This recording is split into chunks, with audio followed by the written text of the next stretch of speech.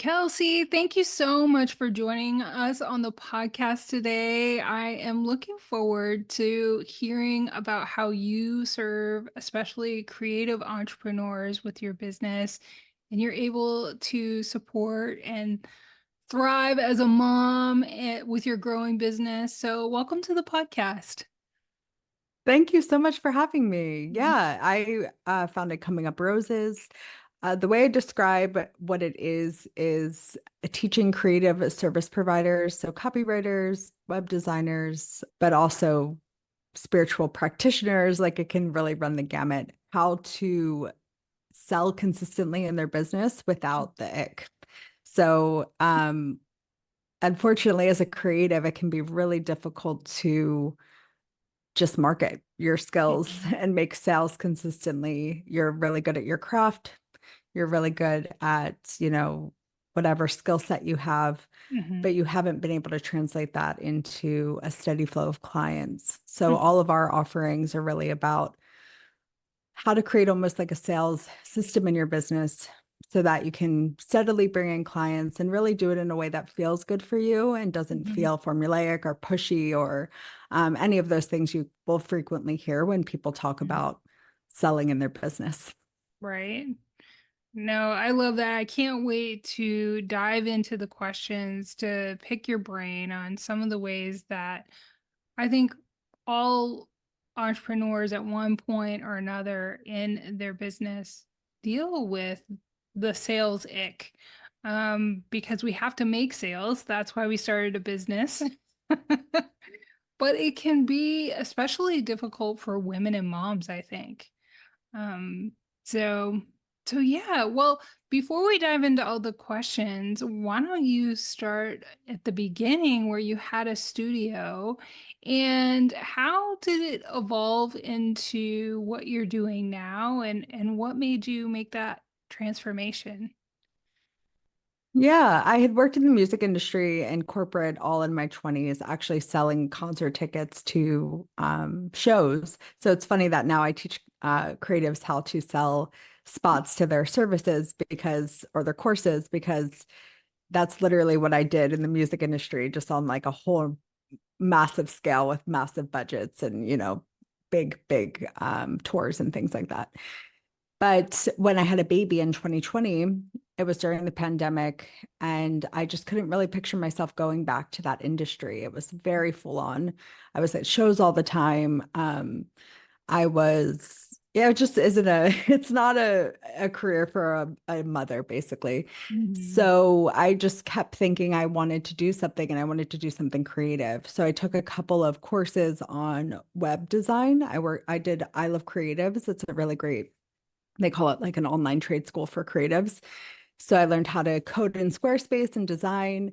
And I just started marketing those services. And I came up with the name Coming Up Roses one day. And I was like, I just like that name. And that's what I'm going to do. And pretty quickly got clients in my creative studio.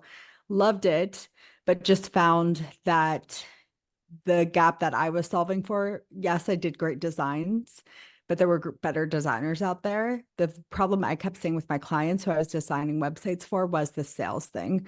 Like once they got their beautiful website, they didn't know how to put it out there. And I just felt like so much of my work ended up being in vain because they thought they needed a beautiful website or they thought they needed a beautiful brand, but really they needed to know how to create consistent sales and market their Mhm. business and market their skills. And that's when I started doing little workshops and things like that to help my existing clients and Mhm.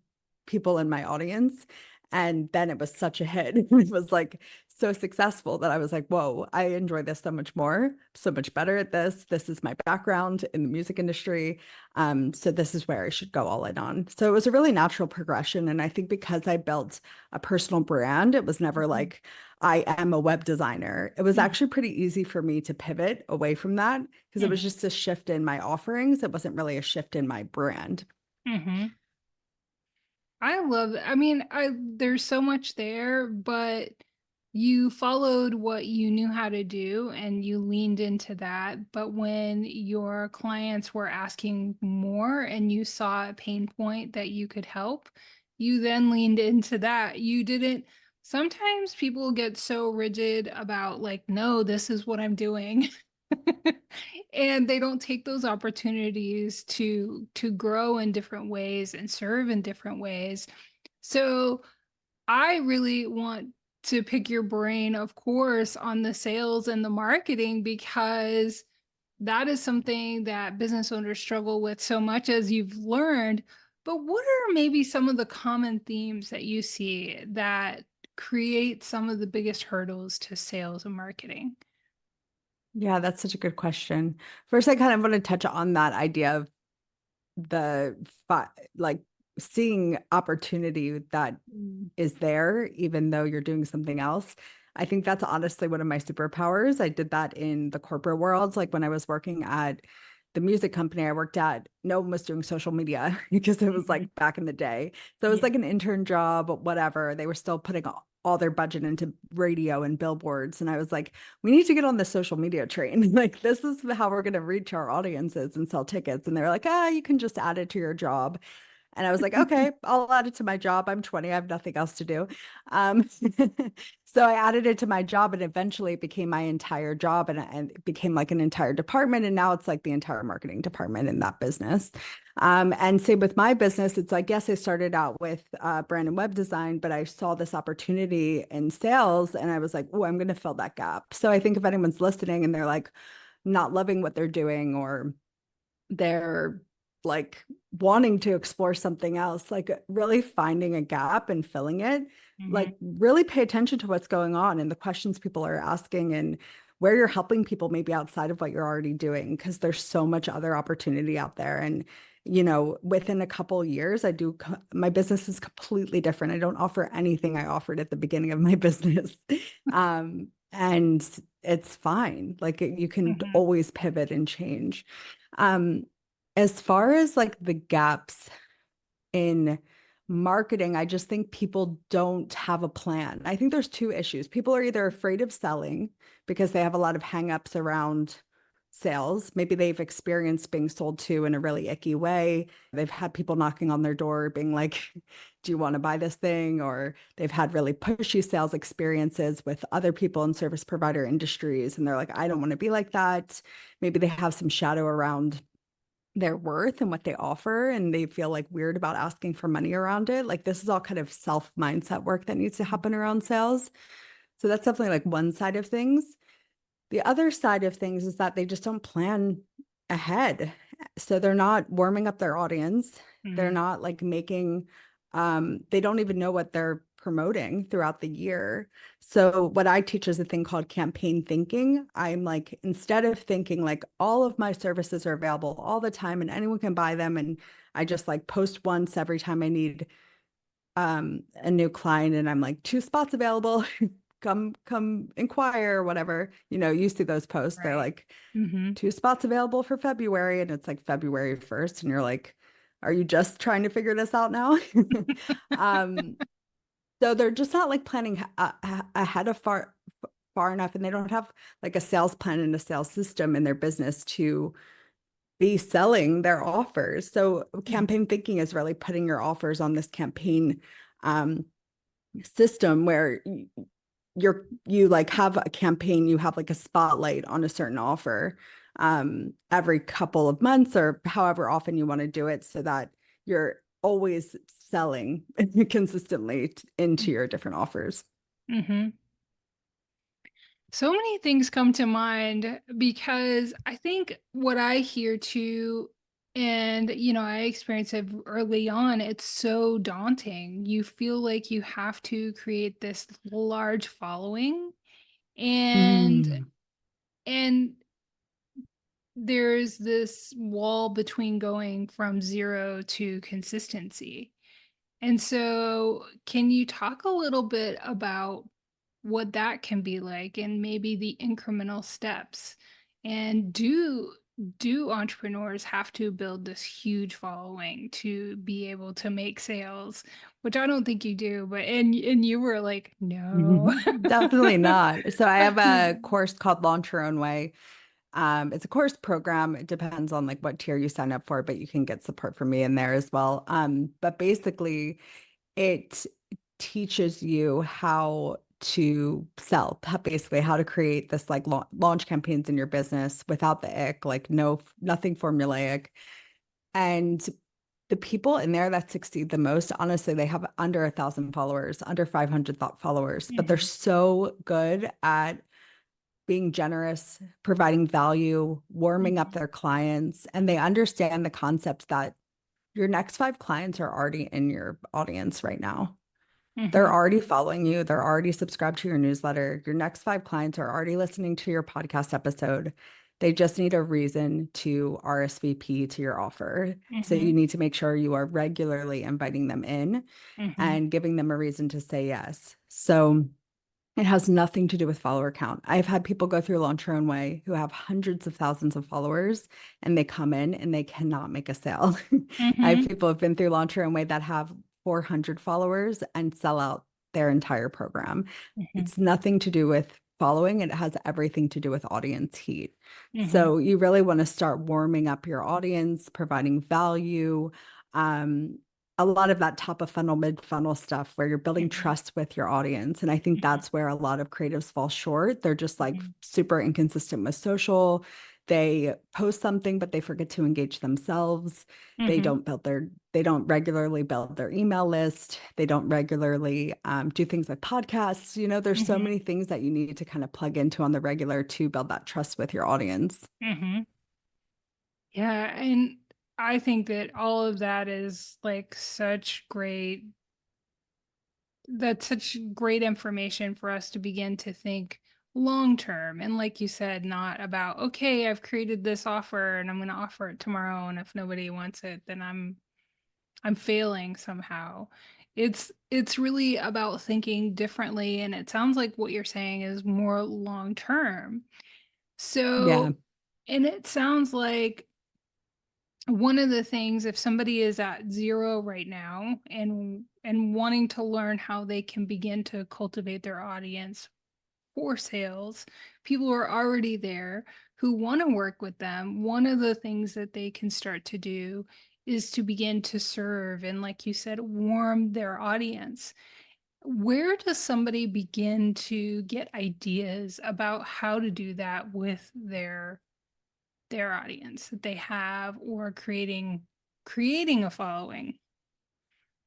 Yeah, there's so many ways to warm up your audience, but I think that the most important thing is to really have a visibility strategy. So where are you showing up that your clients are hanging out, right? So Mhm. I have a lot of creative entrepreneur clients. I also have a lot of mom clients. So it makes sense for me to show up on a podcast like yours because that's Mhm. Right. going to get me in front of my audience.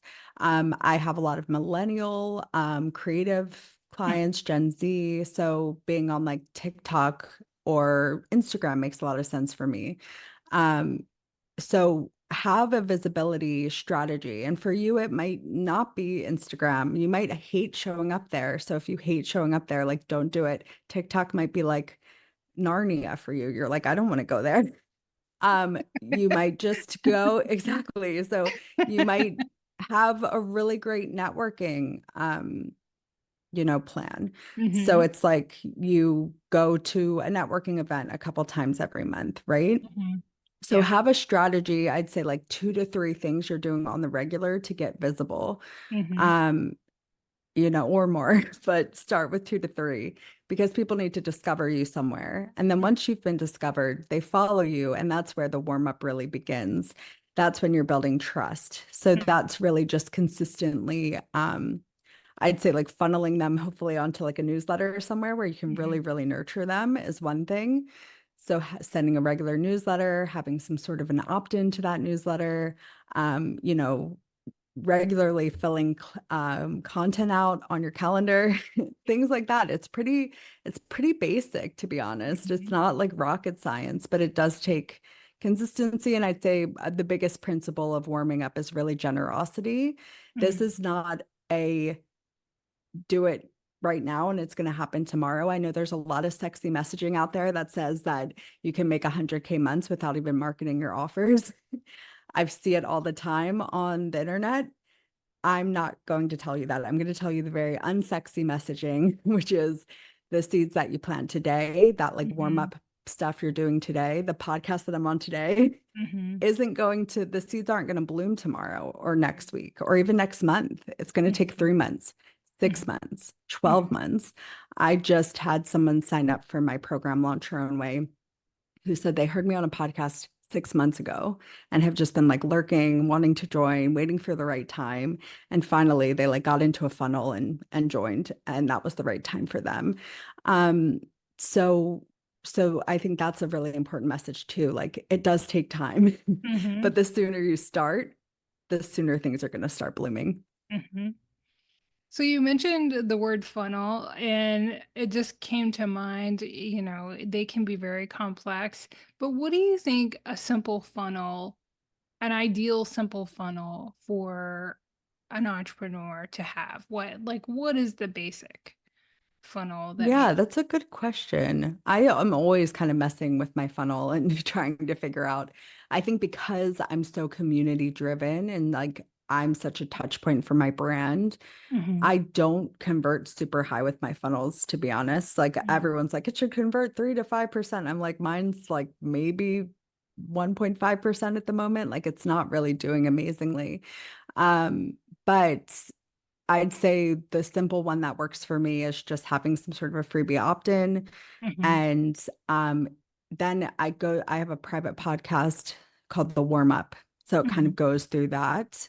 And Mm-hmm. then depending on if you sign up or not, then goes into like my higher ticket thing. So it's a very like low and slow funnel. Mm-hmm. The journey is a long time, but I'd say, yeah, freebie, low ticket to like mid to high ticket offer is usually what it is. And then just Mm-hmm. emails that go out every couple days Mm-hmm. um, and have some sort of incentive attached. So, a discount or a limited bonus or something like that if you're going through the funnel. I use Klaviyo so it can give like individual coupon codes that expire after a certain time. Mm-hmm. So that's what I do. Yeah. Mm-hmm. And I'm not a funnel guru by any means. Yeah. What about I love, you? What do you use for yours? yeah, so I use gosh, they just changed the name, so I'm still like, what is it called? Kit? Are you talking about like the email platform? Yeah, yeah, Kit. Yes, Yeah, I they love just Kit. changed. Yeah. The So, founder, Nathan Barry, is super cool. mhm. Yeah, so I've used them for a long time, and yeah, I mean, I think that a lot of the women that I talk to tend to think that it has to be super complicated. But one of the other things I hear too is they the entrepreneurs think they have to spend a lot of time on social media. So I wanted to ask you about that. And is or they think that their marketing has to take a lot of time. Can you speak to like maybe how we can manage that and not be so overwhelmed by it? Yeah, I think it is something that takes time for Mhm. sure, especially in the beginning because you have to Mhm. kind of set up the system. But Right. the idea around campaign and campaign thinking is that Mhm. you're setting up a system in your business to make it more Mhm. turnkey, right? So Mhm. you're actually doing a lot of experimenting in the beginning. You probably are trying to figure a lot of things out and figure out what works. But once you really nail it and you're like, okay, my audience is really responding to reels, and I Mhm. know I do these kind of type of reels every Mhm. couple weeks, and I do like this kind of carousel, and I show up in these places. Like that's your system, and you just repeat that system. And Mhm. you're always paying attention to data and optimizing that system. But I'd say if it feels overwhelming, it's probably because you're still throwing spaghetti at the wall. Mhm. And there's always a time and a place for spaghetti throwing. It's fine if you're Mhm. in that phase of your business. But the beautiful thing about regularly doing launch campaigns is they give you so much data on what works, what messaging's resonating. They give you this like plan in your business that you don't otherwise have. And that plan is going to be what saves you a lot of time. And because I'd say the marketing itself isn't taking a lot of time, it's probably the languishing about marketing and Mhm. the like messiness around what you're even doing and the last minute stuff and the panic about and mindset drama around like where your next client is coming from. Like that's the stuff that's draining. Mm. It's not the actual execution in the doing. And of course, hopefully you can get some support. Last year was the first time that I hired out social media management, Mm-hmm. and it's been a godsend. I'm like, I wish I had done this so much sooner. Like someone actually editing for me, helping me come up with ideas, because it is kind of a full-time job. Mm-hmm. But it is the necessary evil for the kind of business that I want to do. I shouldn't call it evil. I really do enjoy it a lot of the time. But getting support where you can, I think is really important as well. Using AI tools, we were talking about that before the recording. There's lots of things you can do to save time, but I'd say if there's one thing to focus on in your business and put the time into that's going to pay dividends, it's marketing. Yeah. And your email list and work on All that getting good people stuff. off the platform so they're in an environment that you own or you have more control of. Um, and I love everything you just said because, and I love too that you're also a source to give people a framework to stop the mind drama and throwing the spaghetti at the wall when they're ready for that. Because, like you The said, thing about launching and doing a launch campaign is like nothing will super speed and help you get your own business shit done, like um planning a launch campaign. Like because you have it all planned out. So I know I'm relaunching my podcast, the warm up next month. So I have the sales page is getting finished. Like the emails are getting written, Mhm, the episodes are getting recorded, like all of the stuff where if I didn't have this plan, it would just be like, oh yeah, I'll get to that eventually, or oh, mhm, I'll do it a slap shot. No, I mhm, actually have it all scheduled out. It's all planned. I know exactly what I'm talking about for the next 2 months. mhm, Um, and that takes all the mindset drama out because I'm like, yeah, I just got to follow this plan and it mhm, becomes really easy. And it becomes actually so fun. I was thinking yesterday because I was working on some of the messaging and testing it out mhm, on threads. I was like, this is the part of my business that I freaking love is like testing out some messaging, seeing what resonates, like having conversations. Like mhm, this is the creative part of business that's like so much fun. mhm. So yeah, that's just a bit of an aside, but it is also like, I think it brings a lot of joy when you have a focus. Yeah. Oh, I think it does. I think you're totally right. It helps you stay consistent and also end a lot of the mind drama that we get caught up in. Everybody does. Totally. Um, Yeah. And you kind of like reconnect with your community, like mhm, there's so much assumptions you're making when you're existing in a silo or just working one to one, or you're just in your mhm, little like programs or courses. Like you mhm, forget that there's like this whole community out there that mhm, has problems or like wants to like connect with you and wants to learn that you just like haven't nurtured yet. So in that warm up process, you get to like start all these conversations and connect with all mhm, these people and like create community. And I just love that. Like that's been the most rewarding part of my business is I have people all over the world who are kind of like know me and I know them. And I went to Sweden like a year and a half ago and met up with like 3 women and had a drink with 3 women who I'd never met before, but they followed me on Instagram. And that kind of stuff is so cool. I'm like, I can go mhm. to Stockholm and know 3 people Yeah, and become like have friends everywhere I go. I think that's just, I mean, that's such a ramble and an aside, but that's just like it these is. beautiful byproducts of creating these campaigns in your business. Right. Yeah, we have listeners in over 80 countries. It's just like crazy Yeah, it's so time that we cool. live in. It's like, what? I know.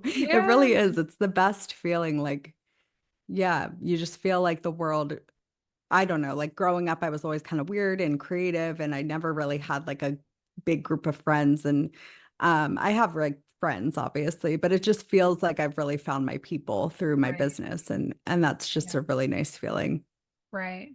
Well, that's what I wanted to dive in more about how you cultivated this community of followers who are highly engaged and, obviously want to work with you. And I think that a lot of entrepreneurs don't know how to do that. So how were you able to find your people and keep them engaged and wanting more from you?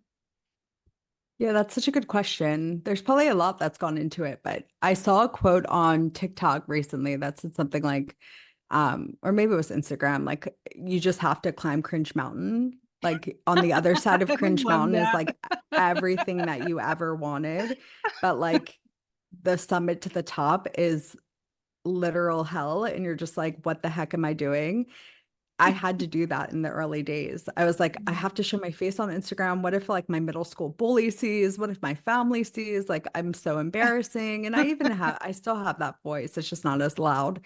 Um, so I think just showing up and being myself and Mhm. like being Mhm. honest and helping people, like really truly being generous and Mhm. not expecting anything in return. I think Yeah. there's a real issue in the coaching business and the coaching world right now, and a big shift happening because there's been so many transactional coaches.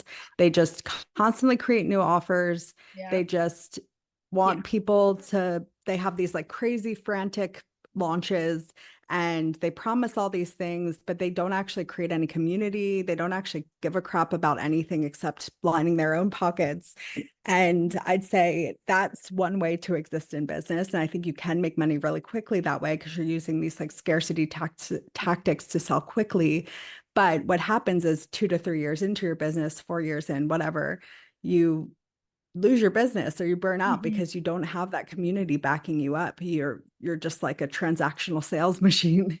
The business I'm really trying to build is slow, steady community. Like I genuinely want to help people. I don't really Mhm. care if you join my program or not. Like I just want you to succeed and I just want to create a really fun creative community. And I think that's the spirit that really creates this reciprocity where people are like, wow, you've been so generous. You've really helped me in my business. Like I'm ride or die for your business. You know what I mean? Yeah. So I think, yeah, showing up genuinely, showing up generously, being authentic, climbing Cringe Mountain. And again, it's not going to happen tomorrow. It's not going to happen in 6 months, but inch by inch, I'm 4 years in, 4.5 years in now. And I'm like, have a really great, Yeah. great network of people. Yeah. I love that story so much because I think when you focus on the service and being generous, like you said, the profits come, the community comes, and I was invited to be part of this event and it was, very much focused through a conversation. I found out a coach that was very transactional was kind of putting it together and trying to help some other coach and oh, I had to step Oh, I away. heard you talking about this on Yeah, and another it on a was podcast. so cringy. And I was trying to Mm. explain this very concept to this coach who wanted me to be on this panel. And I was just like, I know you respect this coach, but I really don't think this is gonna be the way for you because you feel like hesitant about this. You're not sure about this, and I'm definitely not sure about this. It's easy to get swept up in the franticness of it all Right. because it just feels like there's so much scarcity. Like you have Right. to do it now. And if you don't do it now, you don't trust Right. yourself. And if you don't trust yourself, you're not going to make the Right. money. And it's Right. all this like crazy stuff that's just, I Mm-hmm. mean, it's sales psychology 101, Yeah. but I think like these are the reasons that people have such an ick around sales because they Right. experience being sold to that way Yeah. when there's just such a more authentic way to sell. And Yeah. I think that it's not as sexy, like I said, like the messaging of, look, it might take 6 months to a year to really like see the garden blooming. People don't want to hear that, but Yeah. that's the reality when you grow a more sustainable kind of business. Mm-hmm. And in the long term, you're just going to feel a lot more in integrity. You're going to feel a lot Yeah. better. And you're going to just be able to show up as yourself. I think Mm-hmm. that's been the most, again, one of the most beautiful things about starting my own business is like just being able to be myself 100% and like Mm-hmm. show up as myself. I Mm-hmm. never quite felt like I could be in the music Yeah. industry in LA where I lived. It was very about like being cool and like looking a certain way. And now I'm just like everything from my branding to the way I talk. Like if you met me in real life or you met me Mm-hmm. online, it's Yeah. the same experience. Like there's Mm-hmm. no facade. And I think that there's something really, really nice about that. Yeah. No, I love that you take that approach. And if you can't trust yourself to not read from a script when you're trying to connect with somebody. Like there is a disconnect. Like Yeah. When you said that on the podcast, I was like, what? Do they have a script for how to talk to she people? literally That's had so a script. weird. She wasn't talking to me. She was reading from a script. And I was like, oh, Yeah. You lose that humanity, I think. And yeah, that's a really, right. that's a tough place to be, not only as the receiver, but I think the person doing it must Mhm. there must be some sort of misalignment somewhere in their soul if they're Right. reading off of a script instead of speaking human to Mhm. human. Right. And I think for so many women, it's innate for us to connect. And we are kind of taught that Totally. that's not the approach that you should take. Like it's got to be about metrics and scripts. And while those can be helpful, your focus should be connection and service. And that just comes back to you um, in so many ways when that's your focus. And it's just so simple. People don't think, I how think is we're that? also just in such a new paradigm. Like it's the age of Mhm. Aquarius, like it's about creativity and connection. And we're not like that stuff isn't selling anymore. I mean, I think maybe in some worlds it is, but it might just be people selling to each other in a bit of a pyramid Mhm. kind of situation. But Mhm. to me, like that, what I'm seeing and who I'm seeing come through my programs and stuff, a lot of people used to be in those paradigms where they were Mhm. just like selling to other coaches and like following scripts, and they're like, it feels icky. I don't want to follow someone else's formula. It's not working for me. I haven't made the 100 grand a month that I was promised. Like, what do I do? And, you know, we're in a new paradigm now, and Mhm. it's really important to figure out doing these things, building a business that feels good to you, that you Mhm. can be yourself in.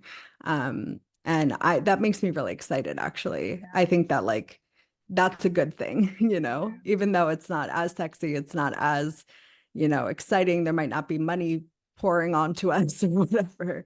Like I still make a really good living, like a Mhm. really good living. I support my husband works with me. We we are doing great. So I Mhm. just don't think I'm proof that you don't have to do it that way, you know? Yeah, I love that message so much. I know we're running up a little get against time, but you've just got such a great wealth of experience and can answer so many questions of my audience and women I talk to. But how about the systems that you have in place to help manage being a mom and being able to travel with your family or not live in the US or have more time freedom? What are some of the Mm. ways that you are able to make that work? Yeah, I think that I have a very flexible business. So I don't really need, it's not location Right. specific. So, and my son was, you know, now he's in preschool 3 days a week, but even so, like we would take him out for a couple months, it doesn't matter. Mhm. But we basically, and earlier in his life, we traveled all over Europe, we traveled all over the US. Now we live in Australia. I'm due with another baby, so we're not going to Yeah. travel until after the baby comes. But kids are portable Yeah. and easy to travel with. I think the Mhm. sooner you travel with them after they're born, the better and more adaptable they are. Yeah. And yeah, I have a business that I don't really need to be in any sort of location. And it is successful enough that my husband, we've had so many different chapters, but when we were living in LA, my husband worked in TV. So I was kind of the default parent, but I was making way more money. And I just didn't make sense. I was like, wait, why am I the default parent? I have to reschedule things all the time. You know how kids are, they get sick at school every single day. Mhm. Like my son was supposed to start school today and has a Mhm. stomach flu and is not going to school. So I was like, this isn't working. This doesn't make any sense. Why don't you come work with me? Because I'm quite ADHD and squiggly, Mhm. I call it.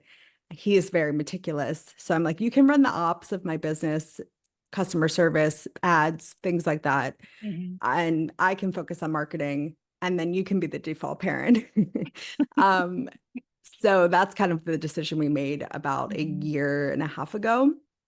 and Mm-hmm. we traveled, moved back to Australia. And ever since then, he's been helping me with my business. But like today, my son's Mm-hmm. home from his first day of school sick. He's at the park with my son at the moment. So there's lots of just like balancing. I think when my son was born, I talked to him when I started my own business, and I was like, I would like to co-parent, not in like a we're divorced and we're co-parenting way, but in a like we're parents together and we share the Mm-hmm. load. And Mm-hmm. like that's my dream. I don't want there to be like a power imbalance. I don't, if I want to take off, I want to be with him, but I also want you to be really involved. And slowly but surely, we've like really, really built that. And now that's like fully our reality 4 years into the experience. I think that that's really great. And I think you're taking your lessons of thinking ahead in your business. And I don't know which one you think you used it in motherhood first and then applied it to your business, but I love how we bring skills from both. We bring skills from motherhood and apply it to business, and we use business skills and apply it to motherhood. And so I think that's really Yeah. cool. It's just so important to me to, especially in these early years, to like be around and like make Mm-hmm. sure that I'm present for him Mm-hmm. and make sure that I'm like there for the things that matter. And Mm-hmm. that was so much of the drive of starting my own business because I was like, Right. oh my gosh, I really don't want to miss this. I loved being a Right. mom so much when I first became a mom. And Right. I think that you like so many people can relate to that. So many moms who start their own businesses can relate to Mm-hmm. that. And it's really lucky to be in a situation where that's like I don't have to miss anything. He can Right. be the priority. Like Right. my husband and I go to all of his doctor's appointments, for instance. Like he just had to go to speech therapy, and we both went to the first appointment, and we both. It's just things like that where we don't have to put each other out when things that matter come up, and Mm-hmm. that's just like such a blessing. It's so nice. Yeah. Right. And, I think it's just so important. I know being an entrepreneur has taught me to be intentional. And so I Hmm. love how you were intentional in creating a business around the lifestyle you wanted to have. And sometimes the business can begin to control us and, and be unwieldy. And we're not really sure why we started in the first place. And so I think it's so fundamentally important when you begin with that intention, like here's what I want and here's what I need, and continuing to work to create that. It's so important. Have you Right. read Company of One? I read that when I first had my Oh. business. And it basically teaches you to like define your enough point in business. So, like, Mm, what is your enough point, right? Because what happens a lot, especially in entrepreneurship, is people mm-hmm, just want to grow, grow, grow, grow, grow without mm. any sort of Support. reason or end point, and then that ends up being uh, their mm, demise. Just to mm-hmm, like make a lot of money, that's right. that's their goal. It's just like money for screw my life, screw my Yeah. family. I just want to make Mm-hmm, as much money as possible. That's like the American dream, right? But this book, Company of One, is really about defining your enough point. So from mm, the beginning, I was like, I want to be as present as possible as a mom. I want to be able to travel for months out of the year. Like we will literally go visit my family in the US for 2 months, 3 months, go to Europe for a couple months. And then, I want to make this X amount of money so I can make sure we can invest in my child's future, our own retirement, and buy a house. Like mm-hmm. that's Yeah. really my enough point. And I'm pretty much there. Like there's not much beyond what I'm already doing. So Mm-hmm. I think there's something really beautiful in defining that for yourself. Mm. That's a great recommendation. I've never heard of that. I'll definitely check it out because, yeah, I think it's very easy too to kind of get in this cycle of just doing, doing, doing and not having this idea of like enough or an end point or, what is my bigger goal and, Hmm. yeah, It's because, defining what matters to you as well, because that's going to right. vary for so many people. Like for me, Mm-hmm.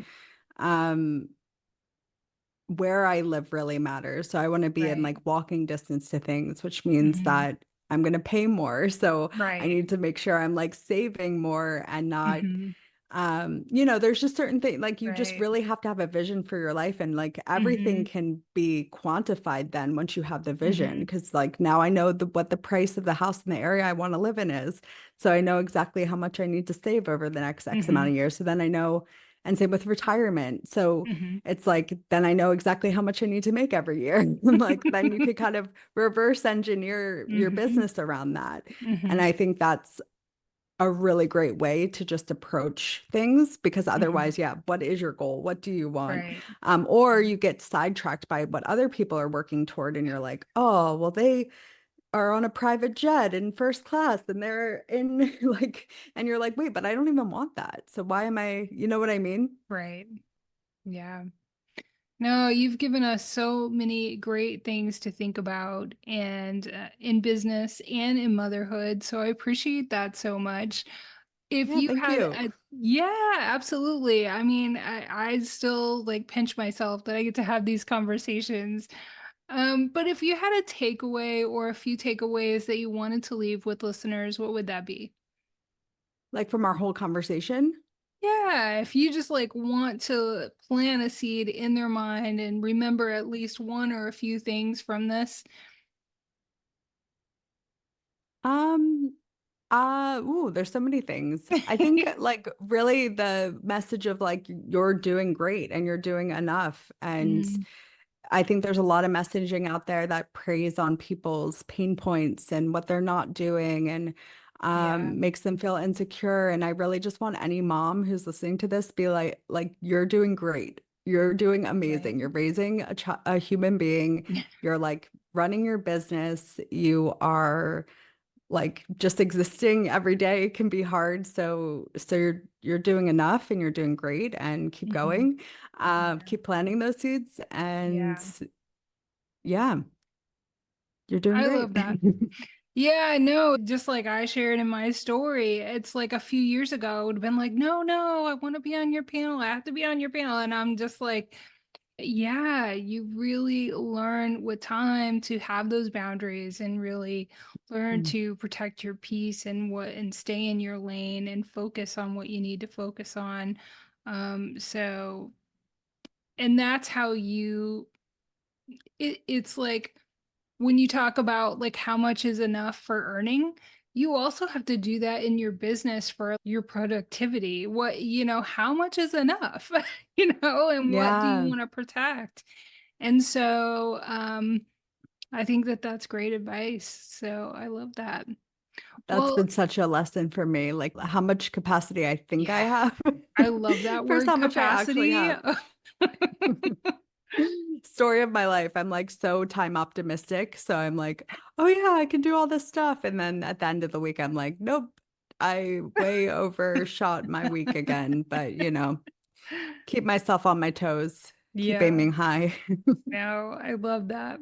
So tell listeners where they can connect with you and learn more and tell us about anything that's coming up or you want to be sure to mention. Sure. Well, I am 21 weeks pregnant at the time of this recording. So I really am just trying to get my business prepped for mat leave Hmm. and to take some time off when I first have my next baby. Hmm. So in between now and then, I'm really not doing much. I'm relaunching my private podcast. I'd say that's probably the best way to kind of tap into my world. It's called The Warm Up, and it's really Hmm. about how to take your cold or disengaged audience into a ready to buy community. It has interviews. It's going to have like a lot of actionable tip episodes, just Hmm. exactly basically how to grow a lot of what we've just talked about. I So that's love probably the that. best way. And if you would just want to connect and say hi, if anything resonated with you on this podcast, I'm always on Instagram. I'm a millennial girl. So you can connect with me on there at cominguproses.co. I love that so much. And yeah, we just mentioned the tip of the iceberg. There's so much more to cultivating your audience and sales and all of those things. And I just truly love your approach. And I'm so happy to share it because I really just I want to keep continuing and cultivating this new paradigm where we're connecting and we're focusing on that and serving. So thank you so much for Same. sharing all of that. Thank you. Oh, it was so awesome to Yeah. chat with you and connect. Yeah. Yeah. Thanks, Kelsey. Thank you.